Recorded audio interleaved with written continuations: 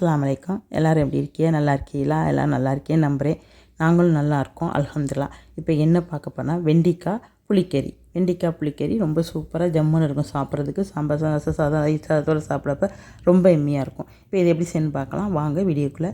இப்போ நான் 1/4 கிலோ வெண்டைக்காய் எடுத்திருக்கேன். அதை நல்லா தண்ணியில் சேர்த்து நல்லா வாஷ் பண்ணிவிட்டு எடுத்து வச்சுக்கிடுவோம். இப்போ பாருங்கள், நான் வெண்டைக்காய் தண்ணியில் சேர்த்து நல்லா வாஷ் பண்ணிவிட்டு எடுத்து வச்சுருக்கேன். இப்போ இது எல்லாத்தையுமே நம்ம கட் பண்ணிவிட்டு பார்க்கலாம். சின்ன சின்ன பீசஸாக கட் பண்ணிவிட்டு பார்க்கலாம். இப்போ பாருங்கள், நல்லா சூப்பராக நைஸாக சின்ன சின்ன பீசஸாக நறுக்கி வச்சுருக்கேன். பாருங்கள், தின்னாக நறுக்கி வச்சுருக்கேன். இதுதான் நல்லாயிருக்கும் புளிக்கறிக்கு. இப்போ பாருங்கள், இதுக்கு தேவையான பொருள் வெங்காயம், பெரிய வெங்காயமும் ஒரு வெங்காயம், பெரிய தக்காளி, கருவேப்பிலை எல்லாமே எடுத்து வச்சுருக்கேன். ஒரு சட்டியை அடுப்பில் வச்சு அதில் எண்ணெய் சேர்த்துருக்கேன். எண்ணெய் காஞ்சது, கடுகு உளுந்து 1 ஸ்பூன் சேர்த்து நல்லா பொரிய விட்டு, நல்லா பொரிஞ்சதுக்கப்புறமா வெங்காயத்தை சேர்த்து வெங்காயத்தையும் நல்லா வதக்கிக்கிடுவோம். நல்லா வதக்கினதுக்கப்புறமா கொஞ்சமாக ஒரு இனுக்கு கருவேப்பிலை சேர்த்து நல்லா அதையும் நல்லா வதக்கிக்கிடுவோம். இந்த வெங்காயம் கருவேப்பிலை எல்லாமே நல்லா சேர்ந்து வதங்கி வரணும். இந்த புளிக்கறி சாப்பிட்றதுக்கு அம்புட்டு ருசியாக இருக்கும், ஜம்முன்னு இருக்கும் சாப்பிட்றதுக்கு. தயிர் சாதம், சாம்பார் சாதம், ரசம் சாதம், காரக்குழம்பு எது வேணாலும் சாப்பிட்லாம், அவ்வளோ சுவையாக இருக்கும். இப்போ நல்ல வெங்காயம் நல்லா வதங்கி வந்துருச்சு பாருங்கள். இப்போ வெங்காயம் வதங்கி வந்ததுக்கப்புறம் பெரிய தக்காளியாக ஒரு தக்காளி தின்னாக ஸ்லைஸ் பண்ணி வச்சுருக்கேன், அதையும் சேர்த்துக்கிறோம்.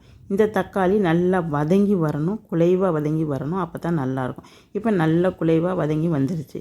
இப்போ நம்ம நறுக்கி வச்சுருக்க இந்த வெண்டைக்காயை இதில் சேர்த்துக்கிறோம். தின்னாக நறுக்கி வச்சுருக்க இந்த வெண்டைக்காயில் சேர்த்து அதுக்கு தேவையான அளவுக்கு கல் உப்பு சேர்த்து இதையும் நல்லா வதக்கிக்கிறோம்.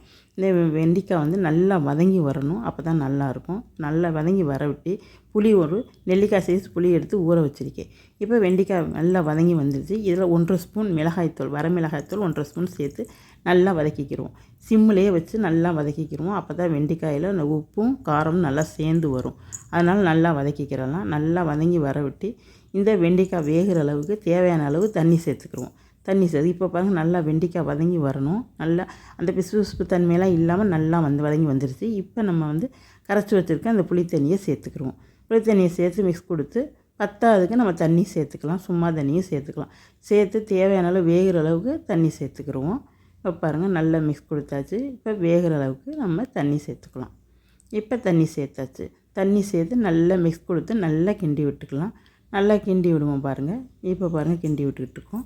ரொம்ப நல்லாயிருக்கும் இந்த புளிக்கறி. யாருக்கெல்லாம் பிடிக்கும் அப்படின்னு கான்ஃபரன்ஸில் கமெண்ட் பண்ணுங்கள். இப்போ நல்லா கிண்டி விட்டு நல்லா மூடி நல்லா வெந்து வந்துருச்சு பாருங்கள். நல்லா சூப்பராக வெந்து வந்துருச்சு. இப்போ புளிக்கறி ரெடியாக போகுது. ஜம்முன்னு சாப்பிட்றதுக்கு அம்புட்டு ருசியாக இருக்கும் பாருங்கள். இப்போ புளிக்கறி ரொம்ப சூப்பராக ஜம்முன்னு ரெடி ஆயிடுச்சு.